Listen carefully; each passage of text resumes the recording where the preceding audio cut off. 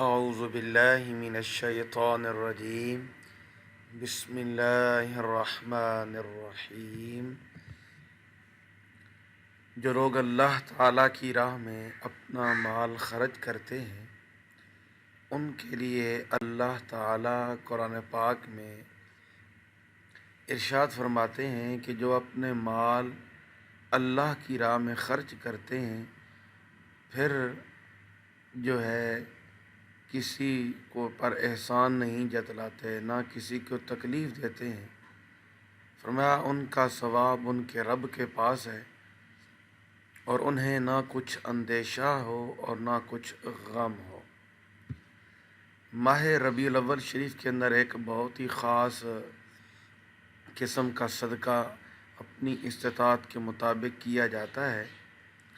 وہ انشاءاللہ آج ویڈیو کے اندر آپ کو بتائیں گے، لیکن جو 10 فائدے ہیں صدقہ دینے کے وہ توجہ سے سنیے گا۔ صدقہ آفات و مصیبتوں کے لیے ڈھال ہے، عزت و ناموس کی حفاظت ہے،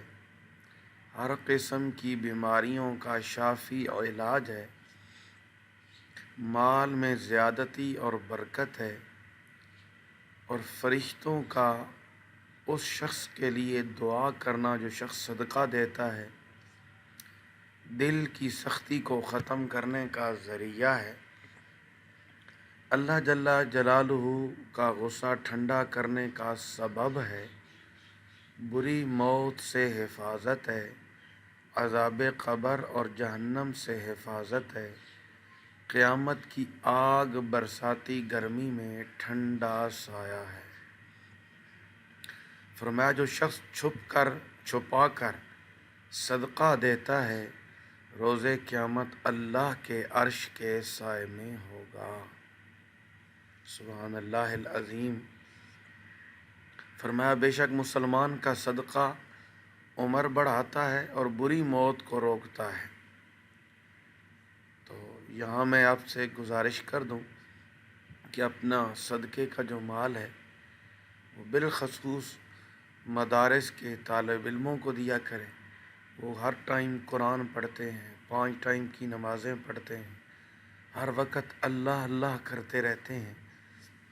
تاکہ آپ کو 2 ثواب ملیں، ایک صدقہ دینے کا اور پھر دین کی خدمت کا بھی ثواب ملے گا۔ ٹھیک ہے، صدقہ ایسی چیز ہے جب ایک انسان کے ہاتھ سے نکلتا ہے تو اس وقت یہ صدقہ 5 جملے کہتا ہے: میں حقیر تھا، تو نے مجھے عظیم بنا لیا، میں فانی مال تھا، تو نے مجھے بقا دے دی، میں تیرا دشمن تھا، اب تو نے مجھے اپنا دوست بنا لیا، پہلے میں تیرے ہاتھ میں تھا، اب میں خدا کے ہاتھ میں ہوں، آج سے پہلے تو میری حفاظت کرتا تھا، اب میں تیری حفاظت کروں گا۔ ایمان سے ہم مسلمانوں پہ اللہ کا بڑا ہی کرم ہے۔ حضرت عبداللہ بن مسعود بیان کرتے ہیں کہ نبی کریم صلی اللہ علیہ وسلم نے فرمایا: اذا انفق الرجل علی اہلہ یحتسبها فہو لہ صدقۃ۔ جب آدمی ثواب کی نیت سے اپنے اہل و عیال پر خرچ کرے تو بس وہ بھی اس کے لیے صدقہ ہے۔ اے ایمان والو، اپنے صدقات کا احسان جتلا کر اور تکلیف پہنچا کر اس شخص کی طرح ضائع مت کرو جو اپنا مال لوگوں کو دکھانے کے لیے خرچ کرتا ہے، اللہ اور یوم آخرت پر ایمان نہیں رکھتا۔ اب میں آپ کو اس عمل کی جانب لے کے چلتا ہوں۔ ربیع الاول کی سہانی گھڑیاں چل رہی ہیں، میٹھی بہار چل رہی ہے، ولادت مصطفیٰ کا یہ مہینہ ہے، تو ہم نے اس پورے مہینے کے اندر اپنی استطاعت اور توفیق کے مطابق کچھ رقم خرچ کرنا چاہتے ہیں تو وہ اپنے پاس رکھ لیں، یا کچھ جن سے مطلب گندم، چاول، مکئی، آٹا، کھانا وہ صدقہ کرنا چاہتے ہیں تو وہ سامنے رکھ لیں، اور باوضو حالت میں اول آخر 3 مرتبہ درود پاک پڑھ کر اس صدقے کے مال کے اوپر سورت کوثر 41 بار پڑھ کر پھونک مار کر وہ صدقے کا جو مال ہے، چاہے وہ 1 روپیہ ہے، چاہے وہ 10 روپے ہیں، چاہے وہ گندم یا چاول کا 1 دانہ ہے، چاہے وہ 2 کلو ہے، اس پہ دم کر دیں، پھونک مار کر کسی محتاج اور غریب تک اسے پہنچا دیں۔ ربیع الاول کی ان بابرکت گھڑیوں میں یقیناً جانیے اللہ کریم آپ کے اس صدقے کو قبول فرما کر اللہ آپ کو دکھوں سے نجات عطا فرمائیں گے، بیماریوں سے شفا عطا فرمائیں گے،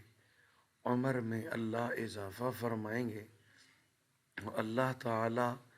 اس عمل کے ذریعے آپ کے بچوں کی حفاظت، آپ کے اہل جان مال اہل و عیال کی حفاظت، اللہ تعالیٰ کریم آقا علیہ الصلاۃ و تسلیم کا صدقہ ہر قسم کے غم سے ہم سب کو نجات عطا فرمائیں گے۔ نبی کریم صلی اللہ علیہ وسلم نے ارشاد فرمایا کہ مسلمان کا صدقہ اس کی عمر میں اضافہ کرتا ہے اور بری موت سے بچاتا ہے،